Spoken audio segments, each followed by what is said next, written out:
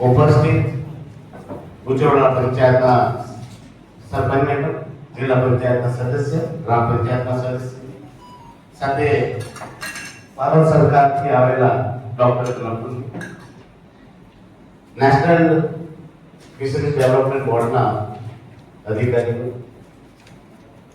મારા દીવના વડીલો, માતાઓ, સુત્ર સાહેબે વાત કરી. એકચ્યુઅલમાં જ્યારથી આપણે ચૂંટણી આવ્યો મેં એમપી બન્યો ત્યારથી મેં એક વાત સ્પષ્ટપણે સાંભળી. દરેક માણસ એક જ ફરિયાદ કરે કે આવો આપણે ગુજરાતમાં સબસિડી વાળી બધી યોજના ચાલે, આપણા દમણમાં કેમ ને દીવમાં કેમ ને વાતની તથ્યાગત જો આપણા પડોશમાં બધી યોજનાઓ ચાલતી હોય તો આપણા પ્રદેશના માછીમારો તો હું કહ્યું કે આપણે એ લોકોને નહીં. જ્યારે મને કમિટી માટે પૂછવામાં આવ્યો કે તમને કઈ કમિટી જોઈએ, જ્યારે મેં લંડન ગયો તો ત્યારે મને ભારત સરકાર તરફથી ઇત્તફાકથી મને ગુડ ગવર્નન્સમાં બોલવાનો મોકો મળ્યો. તો સ્પીકર સાહેબ ખુશ થયા, તો મને પૂછ્યું કે તને કઈ કમિટી જોઈએ. તો મેં સાહેબને કીધું સાહેબ મને જો તમે કમિટી આપે ને તો મને માછીમારો વાળી આપી દો, કેમ કે મારા દીવના લોકો 98% લોકો માછીમારી પર ડિપેન્ડ કરે, જેથી હું એક કમિટીમાં રહીને મારા માછીમારોને જે લાભ મળવા કે મળતા નથી તો હું કંઈક કરીશ ને મેં કમિટી માંગી. કમિટીને લાવ્યા બાદ બી વર્ષ થઈ ગયું પણ કઈ બેનિફિટ દેખાય નહીં ને પાછી કઈ નથી સમસ્યા થવા લાગી. તો મેં સ્પષ્ટપણે થોડીક વાત નોંધી કે મંત્રાલય એમ કે અમે તો પૈસા રિલીઝ કરીએ, યોજના બનાવીએ, મત્સ્ય સંપદા પ્રધાનમંત્રી મત્સ્ય સંપદા યોજના કેટલી મળશે, નેશનલ ફિશરી ડેવલપમેન્ટ બોર્ડ છે તે યોજનાઓનું ઇમ્પ્લિમેન્ટેશન કરે, પ્રશાસન એ મુખ્ય. પણ વાત એક જ આવે, પ્રશાસન વાળા એમ કે એનડી આ નેશનલ બોર્ડ વાળા આવીને બોલે ને પછી યોજનાઓનું ઇમ્પ્લિમેન્ટેશનમાં એ લોકો હાથ ઊંચા કરે. મંત્રાલય કે અમે તો યોજનાઓ આપી દીધી, તમે ઇમ્પ્લિમેન્ટ નહીં કરો, અમે શું કરીએ? જ્યારે ત્યાં કમિટીની મીટિંગ થાય, દર 3 મહિનામાં એકવાર મીટિંગ થાય, હું ત્યાં મીટિંગમાં આ લોકોને સવાલ પૂછું. ત્યારે આ લોકોના સમન્વય જે થવા જોઈએ, નેશનલ ડેવલપમેન્ટ ફિશરીઝ બોર્ડ, મંત્રાલય, પ્રશાસન, તે કઈ ને કઈ મિસિંગ થતો. આજે જે આપણે એક જ સવાલ પૂછીએ ને કે દીવ આપણા ગુજરાત વાળાને મળે, અમને કેટલી મળે, તો તેનું કારણ છે પ્રધાનમંત્રી મત્સ્ય સંપદા યોજના જે હતી એ 5 વર્ષ માટે હતી, 2 વર્ષ એક્સટેન્ડ થઈ. ગુજરાત દ્વારા તેનો બેનિફિટ ભરપૂર લઈ લીધો. આ બધી યોજના આપણે તે યોજનાનો લાભ નહીં લીધો. તેમાંથી આપણે યોજનાઓમાં બતાવી યોજનાનો લાભ લેવાનો હતો તે સબસિડીઓનો લીધો જ નહીં. જેમ કે હમણાં તમને બતાવું, હમણાં આ યોજના આપણે બતાવી રહ્યા છે એ વધારામાં મહત્તમ 30% સુધીની સબસિડી બતાવે. જ્યારે પ્રધાનમંત્રી મત્સ્ય સંપદા યોજનામાં કેટલો બેનિફિટ મળે? 60% સુધી. એ યોજના બંધ નહીં થઈ ગઈ, પણ હવે અપગ્રેડ થઈને પાછી આવવાની છે. જેમાં જે બધી ત્રુટિઓ હતી એ હવે અપગ્રેડ થઈને પાછી 2 થી 3 મહિનામાં તે પાછી યોજના 5 વર્ષ માટે લાગુ થવાની છે. એમ હું તે કમિટીનો સદસ્ય છે.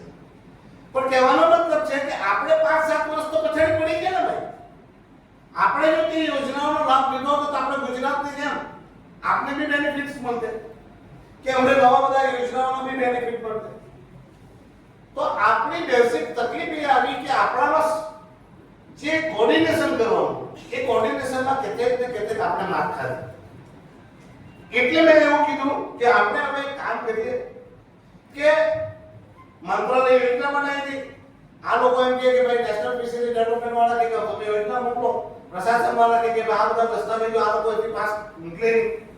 તો પહેલા તો એવું થતું કે હમણાં જે વાત કરશે ને તેમાં તો તમારે પહેલા એ ફાઇલ મૂકવાની જરૂર જ નહીં.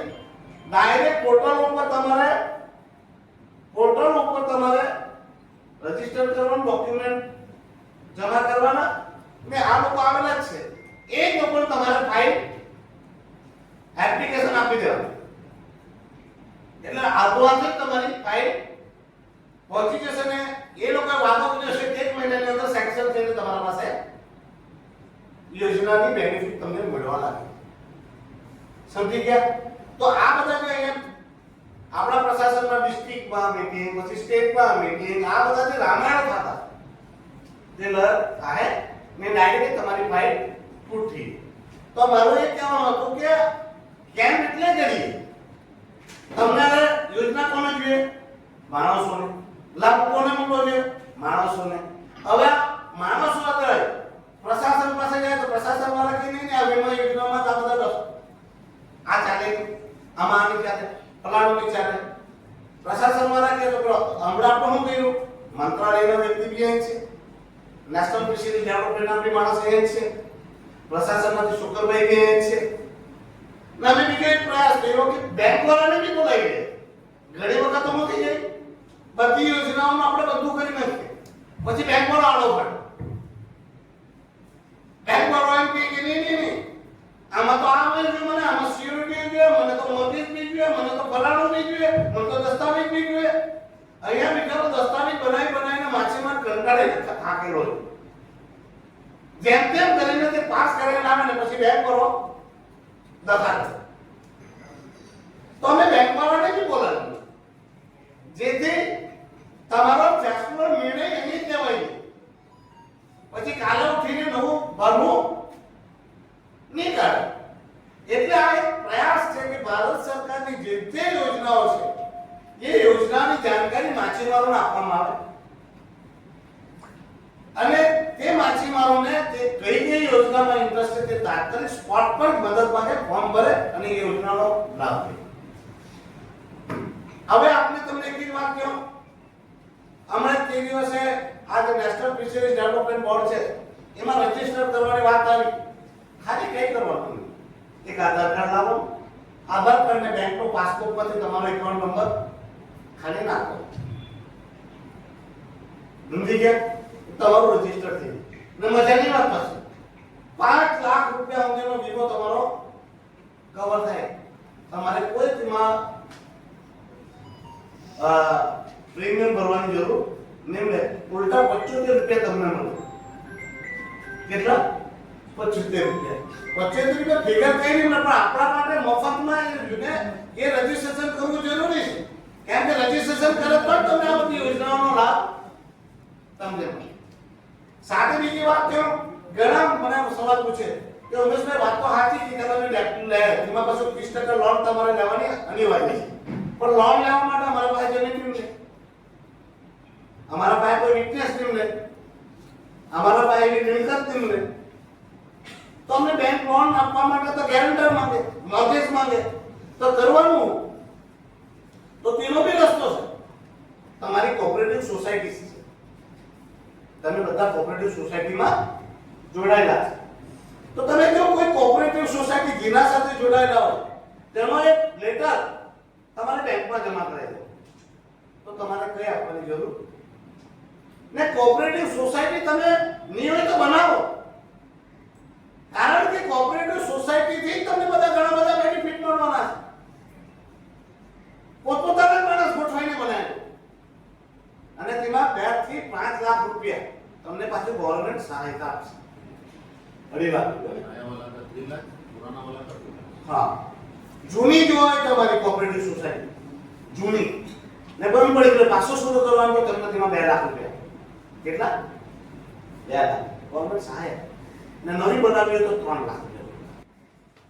પણ આપણા સુધી આ યોજનાઓની જાણકારી મળી નહીં, એટલે આપણે આ કશે ને કશે અટવાયા. પહેલા હું થયું, પહેલા કોણે કઈ નહીં કર્યું એ બધું ભૂલી જાઓ. આપણે પ્રેઝન્સમાં હમણે હું કરી શકીએ અને અમને તમને દાવા હતા મંચ પર કહી જાઓ કે હમણે જવાબદારી મારી, તમે ફોર્મ ભરો, તમારી યોજનાનું ઇમ્પ્લિમેન્ટેશન કરાવીને તમારા ખાતામાં પૈસા પાઈને યોજનાનો બેનિફિટ અપાવવાની જવાબદારી મારી. તમે ફોર્મ ભરો, બરાબર છે? સાથે સાથે એ બી કહો કે તમારે માછીમારોએ ખાસ કરીને હવે જાગવાની જરૂર. એ કઈ જાગવાની કે અલગ અલગ રાજ્યોમાં છે ને આ માછીમારોના યોજનાઓ માટે જ્યાં જે બધી યોજનાઓ ચાલતી હોય કે ત્યાં જો કોઈ સારા પ્રોજેક્ટ ચાલતા હોય તો તમને ત્યાં જાઓ, તેનો સરકાર ખર્ચો કોણ આપે? ટોટલ આવવા જવાનો રહેવાનો બધો ખર્ચો ગવર્નમેન્ટ આપે. હમણે કોઓપરેટિવ સોસાયટીની ઓલ ઇન્ડિયાની મીટિંગ હતી. આ ભાઈ મને બેટા કરતા કહેતા હતા કે દમણથી સીટ બી નહીં. તો આપણે લોકો જાગો તો આપજો. હું તમને આપણે કોઈ માણસ હોય, આપણે જેમનો વડીલ હોય એ શું કરે? અનાજ પાકી આપે, માતા બેન ઘેર જઈને રસોઈ બનાવી આપે, તમને ડીશમાં આપે, વધારે વધારે તમારા મોઢામાં નાખી આપે ચમચીથી. ચાવીને પેટમાં ગળવું તો આપણે પોતે પડે કે નહીં? કહેવાનો મતલબ થાય કે યોજનાઓનો જો બેનિફિટ લેવાનો તો પોતે તેના માટે થોડું ઘસાવા, પછી આપણે પુરાની બધી જૂની વાત ને અમે આમ કરેલો પેલા ફલાણો કર્યો તે જૂની વાતો ભૂલી છે. આ નવી વાતમાં તમને કઈ બી દિક્કત આવે, તમને દિલ્હી લઈ જાઓ કે હૈદરાબાદ લઈ જાઓ કે ગમે ત્યાં તકલીફ આવી તો હું તમને પ્રોમિસ કરું તમારે મારા સાથે આવવા જવાનું ખાવાનું પીવાનું બધું મારા ને કામની બી જવાબદારી મારી 100% ખાતરી મારી તમે પણ કરો. મેં પાછો એમ કે આમાં કોઈ રાજનીતિ રાજનીતિના ક્ષેત્રે આપણે આપણા લોકોનો બેનિફિટ થાય એ આપણે બધાએ કામ કરવું. બની શકે કે આપણા લોકોમાં મતભેદ થાય નહીં તો જુદી ભરવાનું આપણે ઘરમાં બી થાય, પણ આપણો ઉદ્દેશ એક જ હોવો જોઈએ, આપણા પ્રદેશના લોકોનો વિકાસ. એટલે તમે બોર્ડ બનાવવા માંગે, આઈસ પ્લાન્ટ બનાવવા માંગે, આજે આપણે કોલ્ડ સ્ટોરેજની જરૂર છે. આજે બીજી સાથે સાથે તમારે માછીમારો એક લેટર જરૂર આપવાનો, મેં તો કાલે જ આપી દીધો છે પ્રશાસકજીનો સલાહકારને ને કાલે સાહેબને દીધી. બધા જ માણસો શુક્રભાઈને જવાબદારી સોંપી દીધી. કેટલી બોર્ડ વાળા આપણા દેશમાં 1400 બોર્ડ. હવે 1400 બોર્ડ વાળા એક માણસ પછાડી પડેલો આમાં આપણે કોણ સેવો છે 1400 માણસને ખાતા આપી. સાથે સાથે અનેક પ્રકારની એમને બધે લાયસન્સ ના અને તે નથી જવાબદાર. તો એમના પછાડી ઓછામાં ઓછો 18 થી 20 માણસનો સ્ટાફ હોવો જોઈએ. એકલો માણસ કઈ કરી નહીં. તો આપણે બધાએ એસોસિએશન વાળાએ બી પત્ર લખો કે આપણા ફિશરીઝ નો જે વિભાગ છે તેમાં રિક્રુટમેન્ટ કરો સ્ટાફની, જેથી મેન પાવર વધશે, સ્ટાફ વધશે, તો એકલા માણસ પરથી બર્ડન ઓછું થશે ને તમને બી તેને સુવિધાઓ મળશે. એ સરળ કેન્દ્ર છે, ત્યાં કોમ્યુનિટી આપણું કોમન સર્વિસ સેન્ટર બી છે, તેમાંથી બી આપણે આ બધા બેનિફિટના યોજના આજે શું થશે તેમને ફોન કરો. આપણે તે દિવસે પંકજ શર્મા ही था हाँ 10 लोगों के पास है टोटल. ठीक, तो कहाँ है? उनको अभी वापस फोन कर रहा है. वो 10 आदमी चाहिए, मतलब 10 માણસ એવા છે જે તમારી યોજનાની જાણકારી માટે પોર્ટલ પર મદદ કરવા માટે, પણ તે ખાલી રજીસ્ટર થઈને બેસી રહેલા છે. તો તેમને બી આપણે જાગૃત કરવાનું ને ઘણી બધી પોસ્ટ છે. તો આપણે હવે બધાએ મળીને આનું તેની દીપક છે અલગ છે. આપણે જે કોમન સર્વિસ સેન્ટર છે સર ત્યાં ખાલી આરોપવા માટે પણ તેમને રજીસ્ટર નથી કરે. આપણે આજે બોલાવતા એટલે આપણે ખબર પડી જાય કોણ છે. એટલે કહેવાનો મતલબ છે કે આપણે બધા મળીને આ યોજનાઓનો બેનિફિટ જેટલો તમને મળે એટલો લેવો ને જ્યાં અટકે ત્યાં મને કહેજો. ને આ યોજનાની પેલા માટે કોઈ મેં કર્યા કરું એવું નહીં લે. આ તો ભારત સરકાર કર્યા કરે. ભારત સરકારની યોજનાઓનું ઇમ્પ્લિમેન્ટેશન કરાવવાની જવાબદારી એક સાંસદ તરીકે મારી છે. એટલે મારે કેમ કરાવીને હું તમને એટલું જ ખાલી કરી આપતો છે કે તમે જાણો તમારી યોજનાઓ, જેથી તમે એનો બેનિફિટ લઈ શકો. બસ એ જ કહેવાનું. હું તમને પાછો કહું કે તમે ઘરે જાય તો આ જાણકારી બીજાને બી આપો ને આ બધા રજીસ્ટ્રેશન જે કરવાના એ બી કરાવો. બાકી તમને કઈ બી જરૂર પડે તો હું તમારા હાથે બેઠાનો છું. તમને જે બી મદદ કરવાની હોય, તમને જે બી જરૂર પડે હું તમારા સાથે છું. એટલે જ મેં હજુ 3 દિવસ છે, 26 તારીખથી મારી કમિટી ચાલુ થવાની છે. હું ત્યાં જ જોવાનું છે. આ બધું પાછું છે કમિટીનું.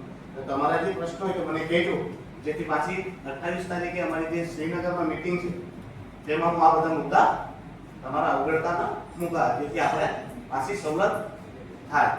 તો બસ આ જ કહેવાનું. અને વિશ્વાસ છે કે તમે આ બધી યોજનાઓનો લાભ લેશે અને તમારા જીવનમાં પરિવર્તન આવશે. ધન્યવાદ.